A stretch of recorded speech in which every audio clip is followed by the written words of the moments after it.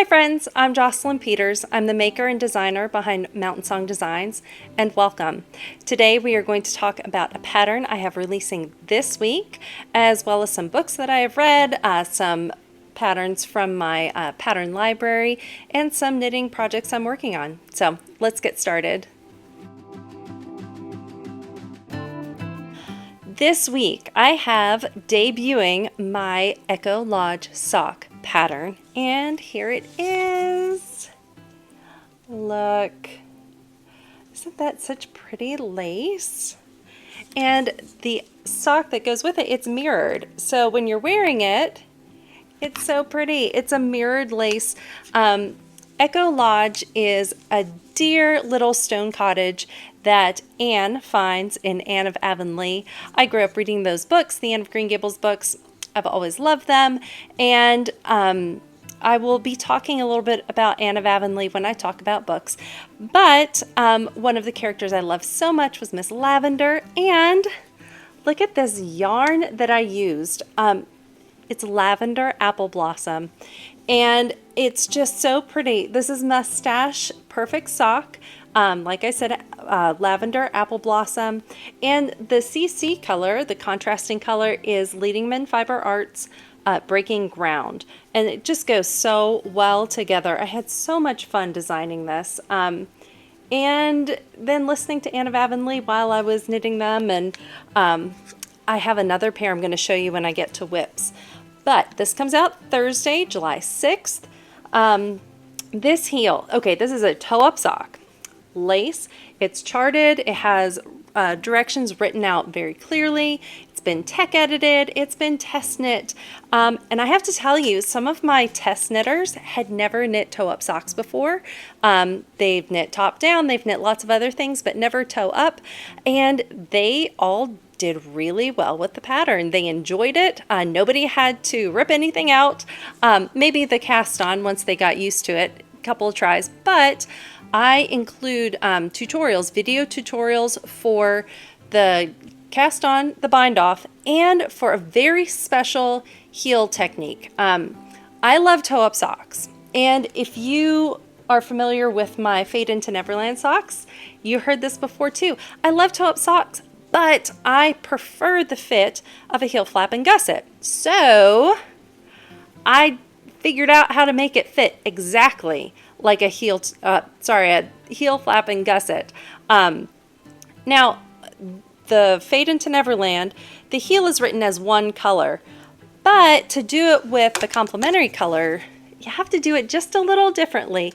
It's not so different that it changes the fit, but you have to do an extra step that'll let you get this color in there, and then the sky's the limit. It's really fun to work. I don't like overly fiddly projects. I will do them. You'll see a fiddly project here in just a minute, but if I can make it simple, I will. Absolutely. Every single time that I can avoid picking up stitches and having things that are just kind of difficult to do, I'll avoid it. But I love it when it looks like you've done a lot of work, and I think this does. I think it's so sweet. So this is coming out Thursday. If you are not subscribed to my Substack, Mountain Song Designs, make sure you do, because on Substack you'll get an extra discount. Follow me on Instagram, you'll see the discount posted there, and it will be in some places on Ravelry. Etsy, you don't need a code for the 40% discount, but if you want the extra discount, you have to go on Substack. So that is coming up this week. Let's move on to my WIPs. Before I show you my first WIP, I have to show you this. Look at this bag. This is my Bagel Man Market Bag. Now, it's all kind of lumpy right now, but I have all of my project bags in this bag. It's so generous in size, and I needed a bag to hold all of my bags, and it's perfect. And that's on Ravelry and Etsy too, so you should check it out. Now, WIPs. Okay, first one is an Echo Lodge. Here's the first sock. How sweet is this? It's the size small, and it will fit a small foot, a kid foot, But look at that. Even with the speckled and variegated, I think the lace still looks so nice. A lot of my test knitters used speckled and variegated yarns, and they all look so pretty. This yarn is Lolodidit. I believe it's all plush sock on Once Upon a Time, a very old colorway. I don't know if Lauren will ever dye this again, but I think it's one of my favorites, along with Bumble, which she does still dye. But yeah, so that's the first sock. It's so sweet. And I am on the gusset of the second one. Now, something I love about this is the rounded toe. I love a good rounded toe.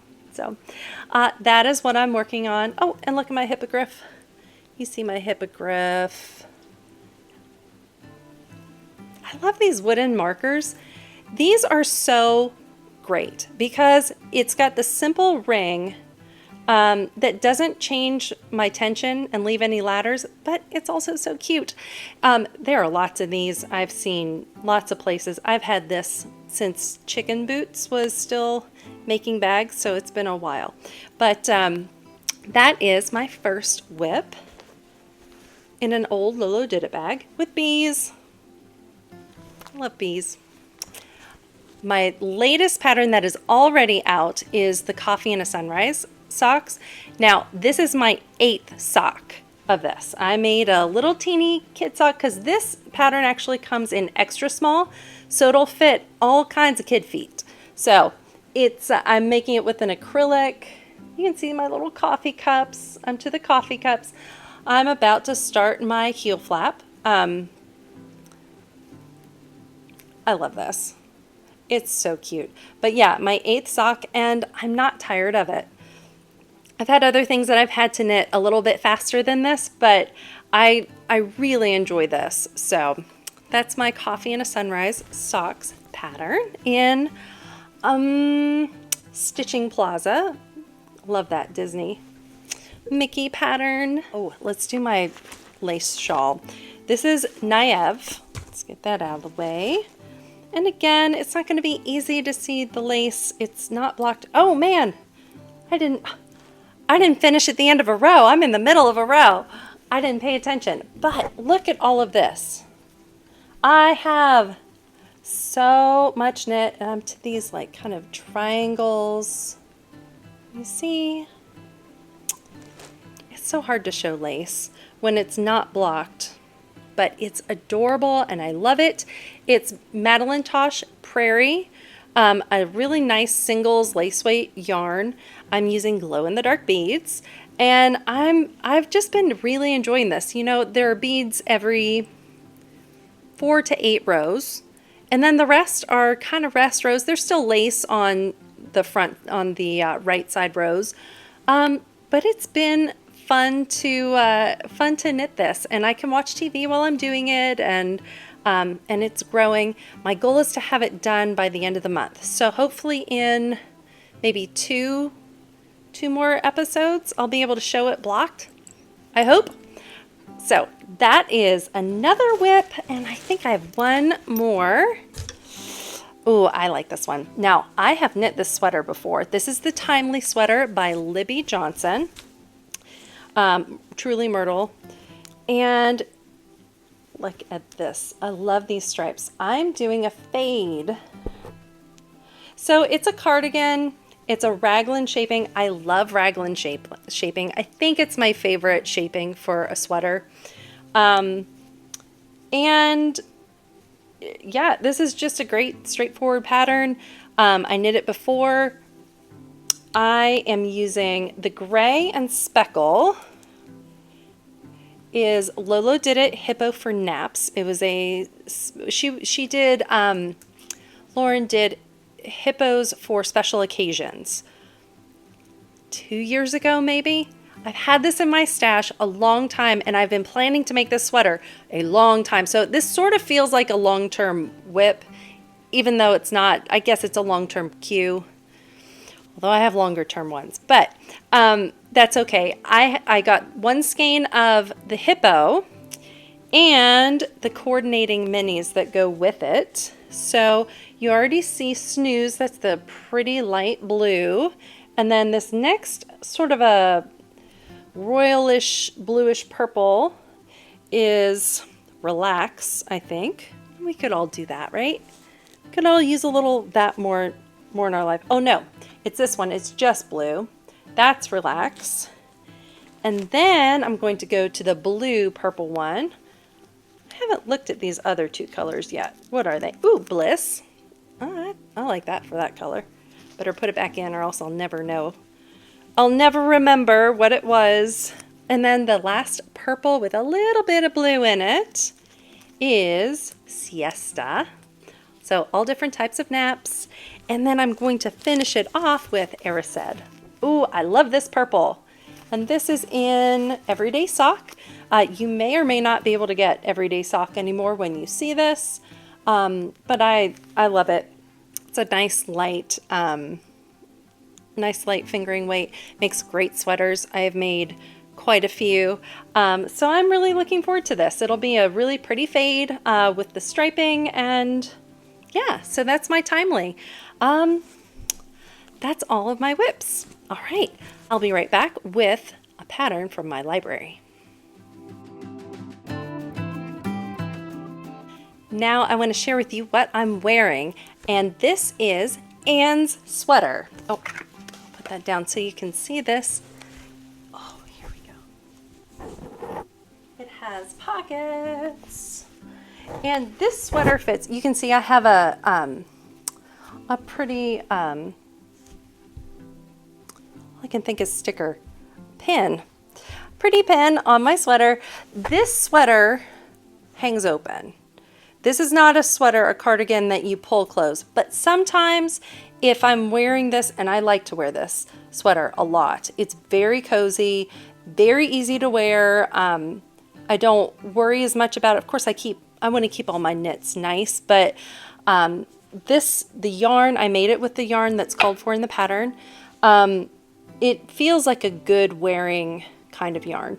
But sometimes if I'm like kind of busy, I like to pin it closed so I don't have to worry about it kind of flapping around while I'm getting things done. But it is out of Green Gables Knits. As I already talked about, love Anne of Green Gables. And when this came out, I wanted it. And I wanted this sweater because it reminds me so much of what Anne wears in the Sullivan version, TV, like movie version. I think it's Anne of Avonlea. But it's the scene where she's picking flowers and she hits Gilbert with the basket. And if you've seen it, you know what I mean. But it reminds me of that. So I enjoy it, and I enjoy a good theme, as I've said before. So this book is really sweet. It has, I think, 12 patterns. Let me show you this. This just has like the information, but it has really pretty pictures. Of course, it looks like Anne. And each pattern has this page. It has a photo from Prince Edward Island that shows where Lucy Maud Montgomery lived or where she drew inspiration. Like there's the Lake of Shining Waters. There's an actual photograph in here, and they're all I believe they're all old photographs. They at least look like it. And they have quotes from the books, and it's very sweet. This sweater is Brown Sheep Company Naomh Sport. It's 100% wool. It's in the Scottish hillside. So it's the exact yarn that is called for in the pattern. I bought it on a cone, and I did not use a whole cone. I forget which size I made. This might be the 38 inch. But I don't remember. It's been a long time since I knit this, and I still love it. I also knit Diana's hat, and here's the Lake of Shining Waters, and here's Diana's hat. Oh, I really enjoyed this too, but it was a fun pattern to knit. There are others in here that I would love to knit. Gilbert's scarf. I hope you can see these. Miss Stacy's shawl. And a table runner. There's Miss Stacy's shawl. And there's a vest for Matthew. Oh, I love Matthew. There's an apron for Marilla. Let me see. I think this picture has both of them in it. But it has a carpet bag too. Anne's carpet bag. And let me see, one more. Yeah. Ooh, let me do this. See, a pretty apron and a vest. Just a really sweet book. I believe if you want to knit these patterns, you have to buy the book. I don't believe you can buy them separately, at least the last time I looked. It's been a while. But it's a really lovely addition to your pattern library, especially if you love Anne of Green Gables, or just like some nice kind of simple lace or more basic, easy to wear kinds of knits. It's not overly fussy. I like it. It's right up my alley. So that is that. Of course, I also here have my Anne of Green Gables treasury that I've had since I was young, and Anne of Green Gables with, they might be my favorite books. Anne of Green Gables, Anne of Avonlea, Anne's House of Dreams. I don't know if you heard that thunder. There's rain. Here, we're having a storm. But, but Anne of the Island. That might also be my favorite. They're all my favorite. They're all good. But that is it for my pattern library. Let's move on to a couple of books that I have read. Okay, the last section that I'm going to be doing today are two books that I have read recently. Obviously, one of them is Anne of Avonlea. I won't talk too much about it because I've already talked a lot about it. But I will say this, Miss Lavender, for whom these socks were kind of inspired, by whom, you know what I mean. Miss Lavender, such a sweet character. And I have to tell you, when I was growing up, I pictured her as a very sweet little, probably 65-year-old. And then I was listening to her age when I read it this time. She's 45. And I have to say, I'm not that far from 45. So I read it differently this time. Now, I did listen to the audiobook this time. I was busy with my hands doing many things. So I listened to it, as I tend to do these days. I still have it, and I still flip through it a little bit because I love doing that. But yeah, she's only 45. Now, she's white-haired, but she's only 45. And I had a very different perspective on her experience and what she as a character was going through, not on the pages, kind of behind the pages, that wasn't written. Because Lucy Maud Montgomery wrote this for children, really. But the older I get, when I go back and read it, the more I appreciate the adult women she wrote into the books. There's a lot of depth to those women that I didn't necessarily pick up on when I was growing up. They're the heartaches and the joys and the trials and tribulations and all of the things that people go through that she touches on, but she doesn't dwell on them, but they're there, and if you listen for them, it just makes it an even richer story. So maybe that's why it's endured for so long. So that is Anne of Avonlea. If you haven't read those books, go get them. Next, now this is completely different, change of gears here. Happy Place, which this kind of is for me, but the book is called Happy Place by Emily Henry. I am a huge Emily Henry fan. Sort of like my last episode, my first book was a kid's book, and my second book is an adult book. Happy Place is not a kid's book. Anne of Green Gables, all ages. But Happy Place, it's a romance novel, and I have read many of her books. Love them. Beach read. Oh gosh, I can't think of all of them right now, but every single book of Emily Henry's that I've read, I've loved. Now this book, I loved it too, but it's different. It's written, it's not your typical, meet cute and let's have a relationship after a few issues. You start with issues, and it's a really lovely.